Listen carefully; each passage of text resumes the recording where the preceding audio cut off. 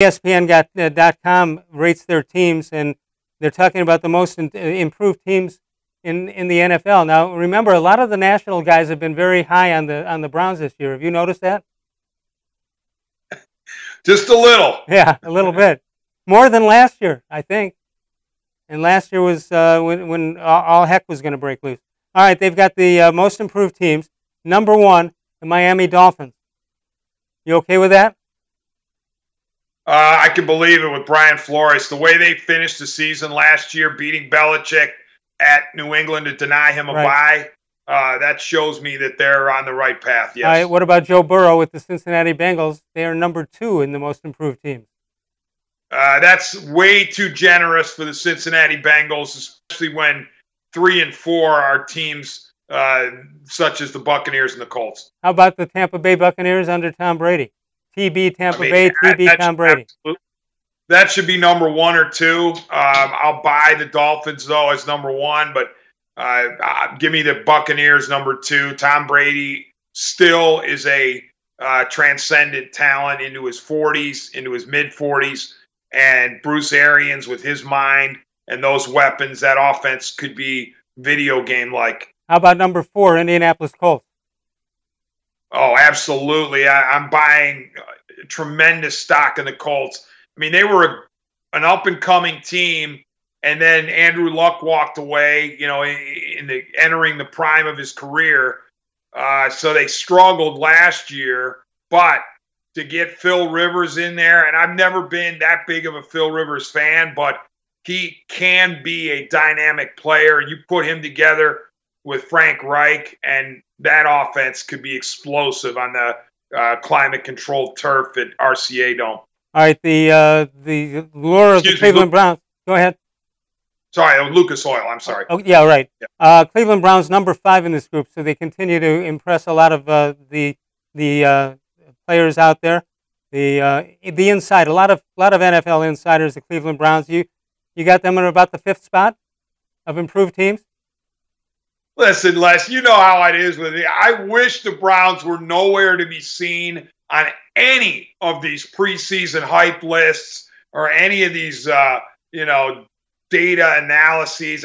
Let them be the most glossed over team in the world. I don't want anybody talking about them. Well, the less hype, the better. I got more people talking about them. I have ESPN.com. The Browns entered the offseason believing they needed to get better in 2 key areas, coaching staff and offensive tackle. The hope is Stefanski can bring calm to the proceedings. A big free agent buck spent on Conklin and a top 10 pick on Wills should help solve that problem at tackle. Cleveland also added another prime passing target for Baker Mayfield in Hooper, who is at the top passing game target for Baker Mayfield in Cleveland. Hooper was the top choice at free agency at right end. No more, they underline it, no more excuses for Cleveland.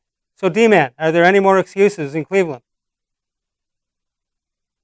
I guess not. I mean, Kevin Stefanski, man, he better have a big set of stones. Well, I shouldn't use that term. Intestinal fortitude, because he comes in here and there is a lot of pressure on Stefanski to win right away. And oh, by the way, what is his first season as an NFL head coach? What is win right away? What is that number? Win right away. I think it's playoff right around 9 wins. I mean, I think you've got to deliver 9 wins at a minimum. I was going to say 8, and say, oh yeah, the Browns were 500 after being 6-10 the previous year, but I don't know with the amount of talent that we are told that this team has on both sides of the ball, and how we were told that coaching, specifically Freddie Kitchens, was the big stumbling block last year, and they still managed 6 victories. I think 9 is your minimum. That's your floor, and you try to shoot for as many as, 11, realistically. We had Mary Kay on the other day, and she said, listen, the Browns could have won 2 or 3 or even 4 more games last year with the right coaching. If that's the case, you don't have to do much more than they did last year and hit that number now. Yeah, I mean, you could look at it that way. There were some games they won that they probably could have lost as well. But even as much as I just talked about Kevin Stefanski replacing Freddie and the fact that they added the tackles, which was, of course, very important, it all boils down to the bake show. I mean, he has to play at the level that you thought he was going to play when you drafted him #1 overall a couple of years ago. That's the bottom line. I mean, he cannot be the quarterback that we saw last year. If Baker Mayfield gets back to or improves upon his 2018, then I think the Browns can feel really good about their chances.